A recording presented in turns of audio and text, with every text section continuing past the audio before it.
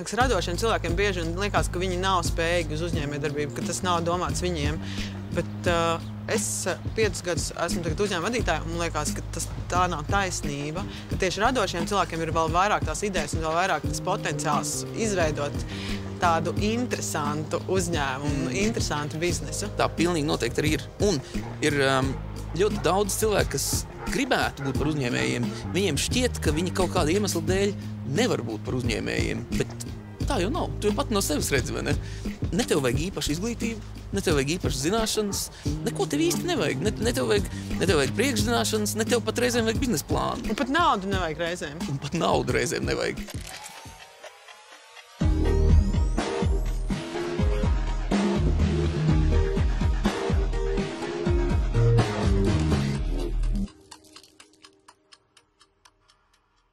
Vai mākslinieki labi biznesmeņi? Jā.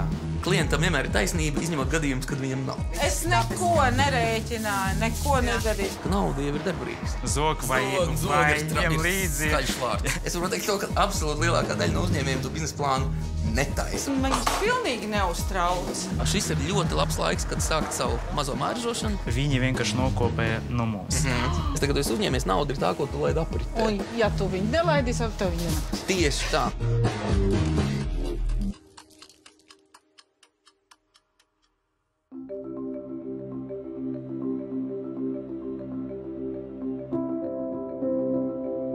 Uzņēmējs Aleksandrs Bobrovs tiešām ir radošs cilvēks. Viņš ir beidzis Latvijas Mākslas akadēmijas dizaina nodaļu un jau studiju laikā viņu interesējuši kartoni un papīri. Savu interesi viņš pārvērtis biznesa idejā un pirms 5 gadiem izveidojis uzņēmumu Ventspilī. Vai mākslinieki labi biznesmeņi? Mākslinieki, jā. Man liekas, ka jā. Jā. Tāpēc, ka viņi var izdomāt kaut kādu nestandartu pieeju. Un varbūt tā nestandarta pieeja var palīdzēt izturēt grūtajos laikos. Māksliniekam vienmēr būs darbs. Bet ar ko gan nodarbojās šī mākslinieka uzņēmums? Jūs neticēsiet.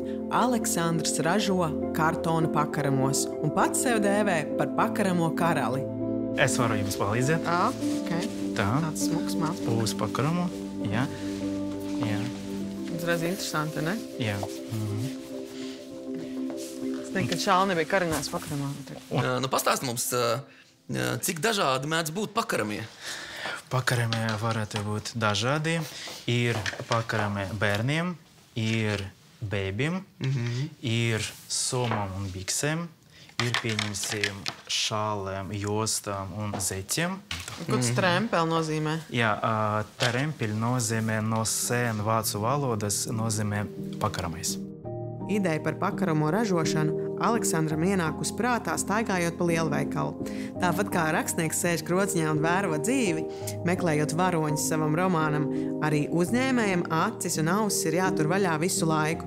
Varbūt, ka iekšā galvā ieblivinās kāda ideja.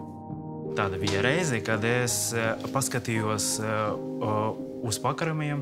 Tur bija plasmasa, tur bija metāls. Jā, ir tāds metāls tieplīts kaut kāds. Jā, un es tajā laikā domāju, ak šausmas, kādi ir neskaisti pakaramie. Es padomāju, ka būtu lieliski man kā dizaineram, kā radošam cilvēkam izdomāt kaut ko interesantu, kaut ko jaunu, kaut kādu jaunu nišu un piedāvāt apģērbu ražotājiem un veikaliem ekoloģisku, skaistu, teiksim tā, efektīvu un ergonomisku. Pakaramo, uz kura apģērbs izskatīsies daudz dārgāk un kvalitatīvāk nekā uz plasmasas. Cik tev ir tagad gadu tam uzņēmumam un cik jūs esat cilvēki? 4-5 gadi. Un cik jūs esat cilvēki, cik jūs strādājat? 4-5. Mums ir tā. Katru gadu pa cilvēkam? Jā. Bet cik maksā viens pakaramais? Melnais visdārgākais, pelēkais ir tā kā vislētākais, un arī atšķirība ir ar logo vai bez logo. Bez logo, melnais. Bet vidēji, teiksim tā, vidēji mums ir 1 eiro. Vidēji. Jā, Viens pakaramais. Tas ļoti maz, man tā liekas. No Aleksandra jebkurš var mācīties, kā pareizi un radoši domāt par savu produktu. Kaut vai kādas situācijas tiek klientam atrisinātas, ja 100 pakaramie salien vienā kastē, un uz tiem var kaut ko arī uzdrukāt. Ļoti patīk viesnīcām. Viesnīca cilvēki tā kā Viņi ņem līdzi. zog. Jā. Zog vai ņem līdzi. Skaļš vārds. Reizēm aizņemās. Jā. Un viesnīcām patīk, ka viņi var ņemt sev līdzi, bet tur būs logo. Vismaz. Tur būs kaut kāda informācija. Zakts var uzlikt. Jā. Nozakts tajā un tajā viesnīcā. Un tā forma viņa ir izdomāta līdz galam tā, lai samazinātu atgriezumus, lai samazinātu kastes apjomu, svaru un izmēru. Ir, piemēram, 2 pakaramē, un viņi uz loksnes atrodas tā. Ja? Un pa vidu, pieņemsim, atrodas. Un galvenais biznesa, teiksim tā, feature, kā pārstrāde nevajag maksāt. Tāpēc, ka kartona utilizācija maksā tev, ne tu maksā. Jā. Un tur ir tā atšķirība. Pareizi, un tie centi. Tas dabas resursu nodoklis no jums. Jā. Paskaties, un īstenībā tagad padomājam, tās visas ir īstenībā tavu produktu sastāvdaļas. Te varētu likties, ka produkts ir priekšmets, uz kuru pakarināt drēbes. Bet nekā.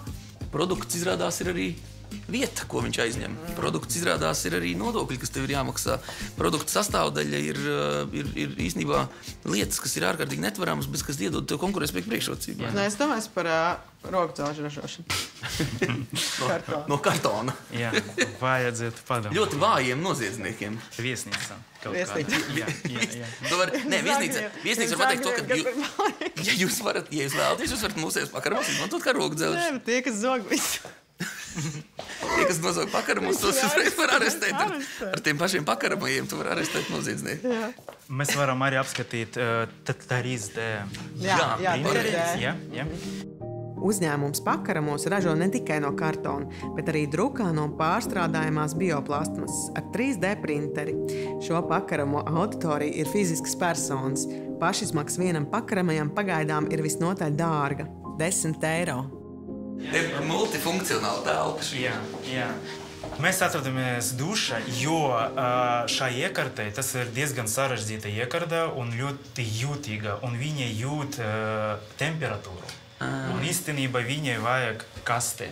Un lai netaisīt viņai speciāli kaste, mēs tā kā atrodamies paši. Jā. Cik tālu esi gatavs attīstīties un cik tālu, kā tu redzi, tur, nezinu, pēc 10 gadiem?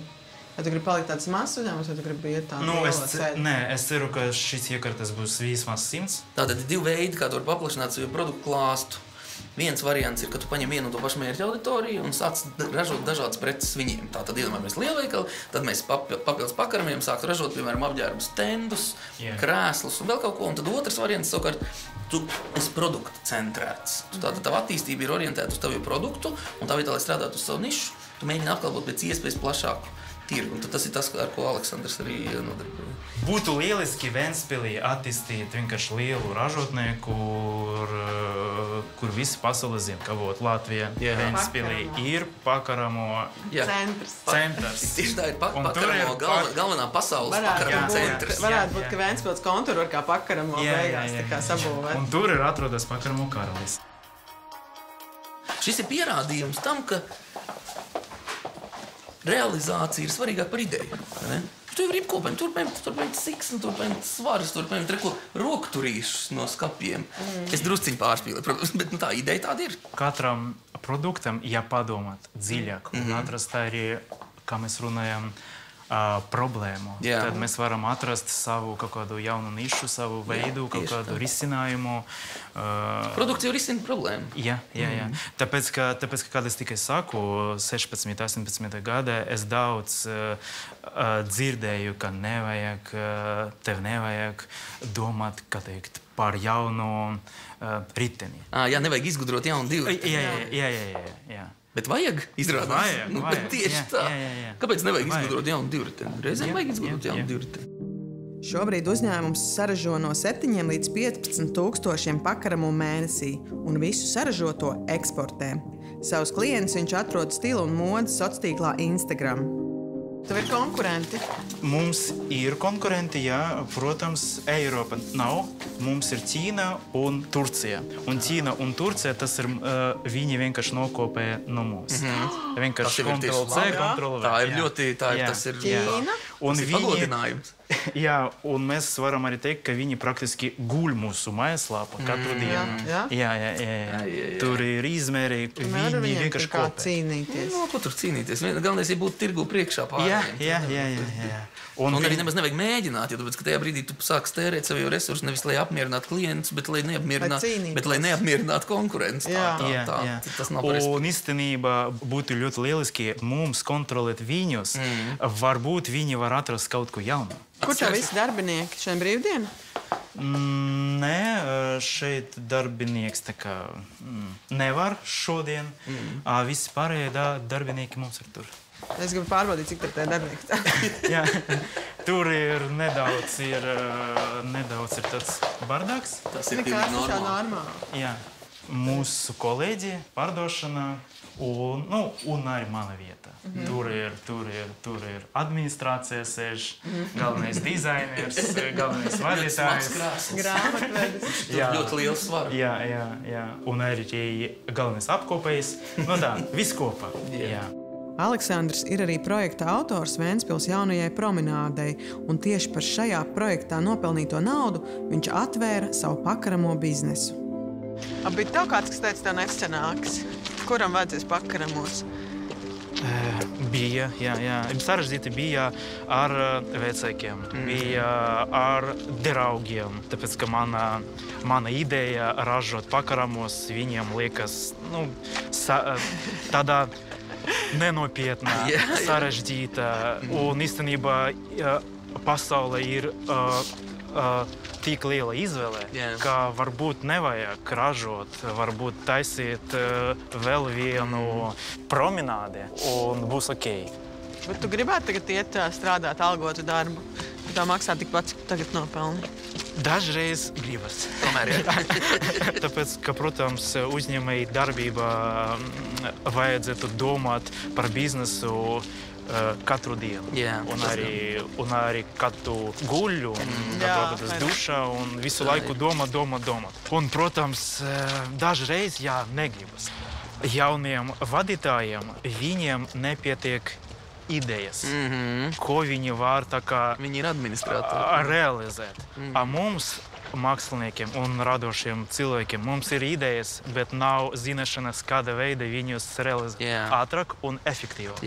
Un mums vajadzētu kaut kādā veidā atrast kopēju sadarbību, sinerģiju un tad atrast kaut kādu kopēju biznesu. Es varu teikt, tev ir ļoti labi sanācis. Gan promenāde, gan uzņēmēja darbība. Iedomājies, Marta, tev būtu sava promenāde. Iedomājies, kur braucam? Aizbraucam uz manu promenādi. Jā, mēs staigājam ar bērniem, un es viņam teicu, ka ir mana promenāde. Tā ir tāda lieta, Tētis izdomāja. Tā ir ļoti laba lieta. Jā.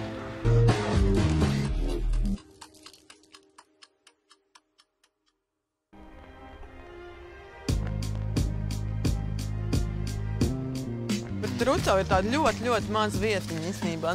Bet, ka brīžiem liekas tik daudz, ko te darīt. Ka daudz varētu padomāt, ko tu darīt vispār? Kā Es nezinu, man liekas, ka ir ko darīt un vēl ir ko darīt. Tev liekas, ka vēl ir ko darīt? Jā, bet tikai tu nevari paspēt visu to izdarīt, jo pietrūkst tā laika. Rucaviete Gunita Pričina pirms 10 gadiem izdomāja, ka varētu pelnīt naudu ar maizes cepšanu. Viņas uzņēmumu Alejas maizi pazīst visā Kurzemē un šur tur arī Lietuvā. Mēs būsim kukuļņēmēji šodien. Jā. Un tu būsi kukuļdevēji. Pastāst, kā tas sākās?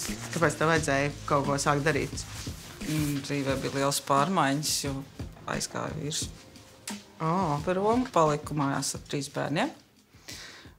Kā jau ziniet, pirms 10 gadiem dzīve jau viegli tāpat nebija. Bija kaut kas jāizdomā. Toreiz mamma teica, varbūt cep maizi, bet nekas jau nebija. Tikai tur tā mazā ēka. bez nekrāsnīm, bez nekā. Nu, kāpēc ne? Jārod mācēs, ir kas parāda, tad jau viss būs kārtībā. Vai tas tikai nepakaļ uz darbu veikalā. Bet kur dabūja tos klientus un tos pircējus? Nu, tie jau arī pamazām uzradās. Iedeva pagaršot to maizīti oktobra vidū. Un viss. Un tad arī ar vienu rucaunieku vienu. Tad uz Dūnīku, tad Bārta. Tepat pa vietējiem. Un tad sāk mazie tirdziņi.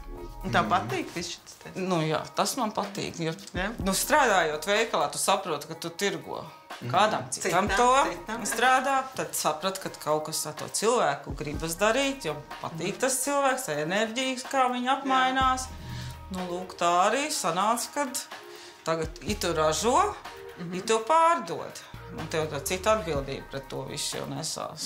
Tev nelikās tā, ka tas ir baigi radošs process? Tas ir radošs process. Tu visu laiku tās idejas tikai maisās pa galvu un tikai domā, kā es realizēšu, kā es realizēšu. Jā, pa naktīm nepaguļ, no rītā kaut kas ir prātā, tad notiek ČP, salauž kāju, tad atkal izdomā picis jāsāk cept pavasarī, tad atkal tas, nu, visu laiku nāk tas idejas, kā nāk pavasars tagad. Šogad es nezinu, ko es darīšu pavasarī vēl. Bet kas tev visvairāk nepatīk uzņēmējdarbībā? Jā. Papīri.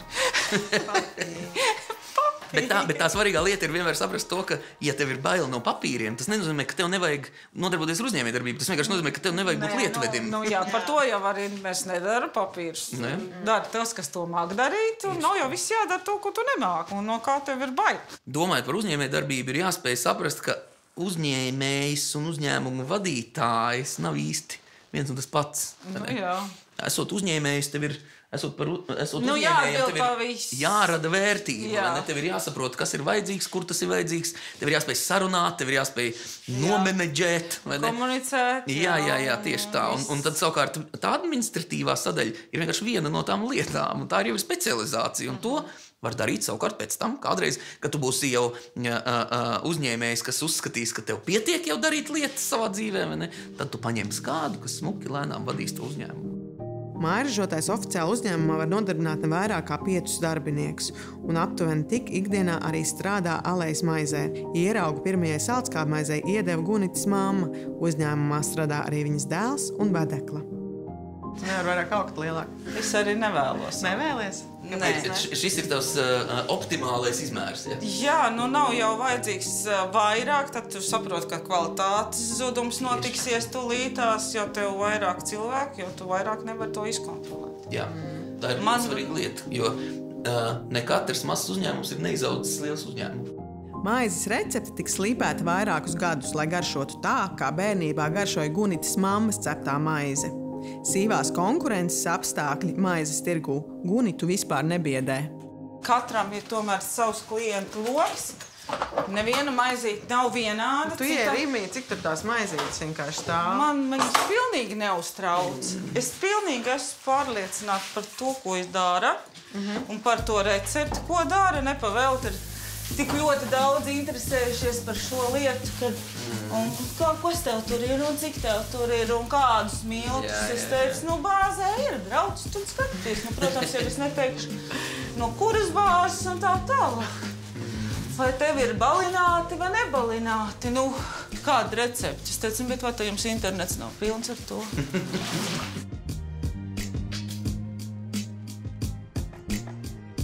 Tā brīvdienas ir spēja? Jā, tagad jau ir. Bet kad cik gadi nebija? 7. Tad var teikt, izdomāju, kā dabūt kādu brīvdienu. Jo tad likās, ka nevar saviet, nu, nesanāk. Vienkārši pārbrauc mājās, sestdien atkal sāc plaucēt un atkal pirmdien cept. Bet nu jau pirmdien nāk pie darba. 7 gadus uz brīvdienām. Nu, varētu tā teikt, tas sākums tāds bija, kamēr visu būvēšanas process. Raidījuma nosaukums tāds radums. 7 gadu bez brīvdienām. Nē, es pārfrāzēšu. Ir no angļu valodas, es mēģināšu pārtulkot, ir tāds teiciens: atrodi to, kas tev patīk, un tu nestrādāsi nevienu dienu savā mūžā. Ņem, paviļā, nu tā, uz to pusi, uz otru pusi, un atlaid tos pirkstus. Redzi, kā tā? Tā baigā māksla. Nu, saslapinu, mēģinu uzlikt, un kas tur būs, tas tur būs. Un visu, lai ietiekšu. es teiktu, profesionāli. Un tikai ar nelielu atbalstu. Tev sanāca. Apsveic. Ja man garšo mīkla, tad arī garšos. Tas nevarētu būt atsevišķs produkts? Mīklas pikucīšus pārdot. Viņš jau var ēst, vai ne? Nē, var, garšo. Ir jau kam šitas garšo. Garšo. Vai gadās tā, ka, piemēram, visas ceļās, bet viena nē? Gadās, redz, ka šitie mani kaitinātāji saucās. Tur nav šobrīd kaitinātāji.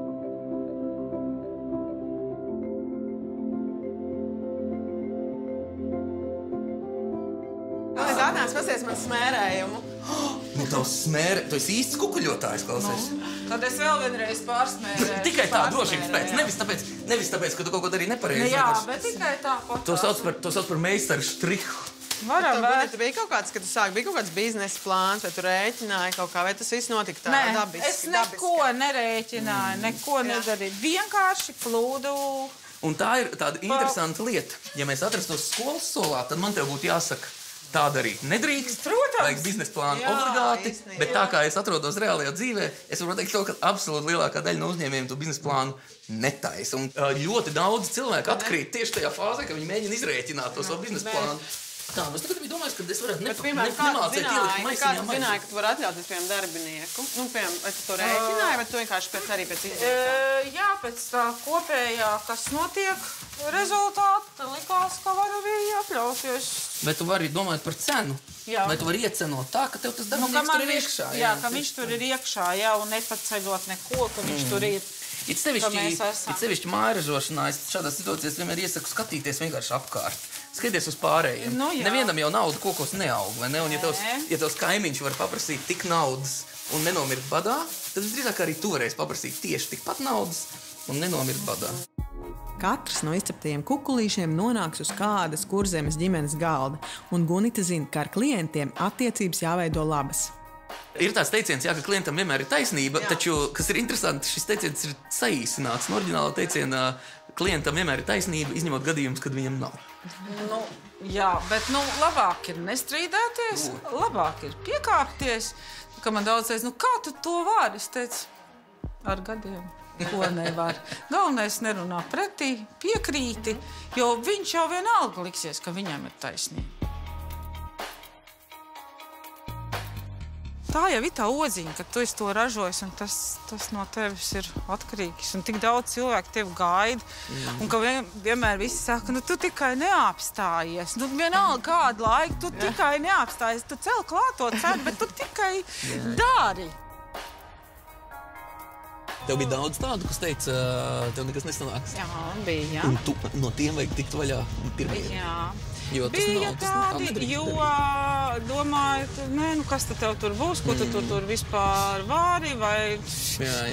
Kas... Bet zini, kas ir labi? Es šādā situācijā saku, paskaties tiem draugiem tagad.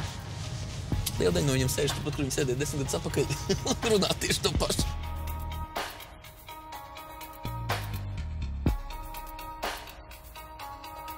Kā domā, uzņēmējiem jāmāca savu klientu ir kaut kādā veidā, vai nav jāmāca? Vai jāmācās no klientiem? Uzņēmējs ar preci un pakalpojumu māca klientu savukārt atpakaļ saņemot atsauksmi. Viņš mācās no klienta. Tam ir jābūt tādai cikliskai lietai. Tātad tu pasaki klientam, šeit ir mans produkts, un tad tu klientā klausies. Klients tev saka, es gribu produktu zaļu, lielu, mazu. Es gribu produktu gaišu, tumšu, lētu, dārgu. Un šādā veidā tu mācīs attīst savu jauno produktu un tirgot tālāk. 10 centu atlaidi. Atlaidi arī dod, jā? Atlaidi ir daļa no cenas. Tu ar tām atlaidēm pievilini klientus, Gunita? Es vienkārši neesmu tik cimperlīga uz tām lietām. Es taču esmu jāmāk, vai ne? Protams. Nauda man nav kā nauda. Te viņš ir darbs. Jā, tad, kad tu esi uzņēmējs, tu tā pa īstam tikai saproti, ka nauda jau ir darbarīgs. Tad, kad tu esi darba ņēmējs, nauda ir tas, ko tu kūsti. Tad, kad tu esi darba devējs, tad, kad tu esi uzņēmējs, nauda ir tā, ko tu laidi apritē. Un ja tu viņu nelaidīs, tev viņa nenāks. Tieši tā, jo tad, kad tev nauda ir apritē, tu vari pievienot maksimālu vērtību. Ja tev apritē ir 1 eiro, tu vari pielikt tam 1 eiro klāt vēl tikpat, bet ja tev apritē ir 10 eiro, tu jau vari pielikt klāt vēl 10 eiro, un tā ir svarīga lieta. Svarīgi ir arī ieguldīt uzņēmumu pamatlīdzekļos. Gunitas gadījumā tas ir pašai savs kiosks Liepājā, kurš strādā tikai 2 reizes nedēļā, bet joprojām ir saimnieciski izdevīgs. Baigā biznesmeni taču tāds kioskiņš ir, ja? Es nezināju, kolosāli. Labdien! Tāpat kā vienmēr? Tāpat. Jā, ceturdaļiņa. Tāpēc sejas pazīst visus. Man tikai nav ar cieto garoziņu, man būs mīksto tev šoreiz. Vienu reizi jau var. Nu, jā. 2,70. Tas 5,50 pa kukuli vai pa puskukuli? Par to cenu es nesaprotu. Tās ir kilogramu cena. Kilogramu cena. Jā, tās ir kilogramu cenas.